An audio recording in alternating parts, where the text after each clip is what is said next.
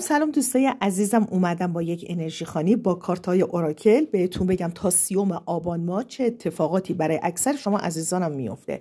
من اینو بر میزنم، نیت کن، اسم خودت، اسم مادر رو تو دلت بگو، چند تا کارت برمیدارم و تفسیرشو برات میگم. خدایا به امید تو ببینیم پیام این کارت‌های زیبا به شما عزیزانم چی هست. بابت موضوعی خیلی وقت صبر کردی، چیزی که منتظر بودی برات میگه این صبر و باز هم صبر افتاده. صبری که ببینیم تموم میشه یا نه، به زودی بهش میرسی. بعد از این وقفه‌ای که برای خواستت هست به زودی به اون خواسته، به اون شخص، به اون هدفی که داری رسیدن میبینم.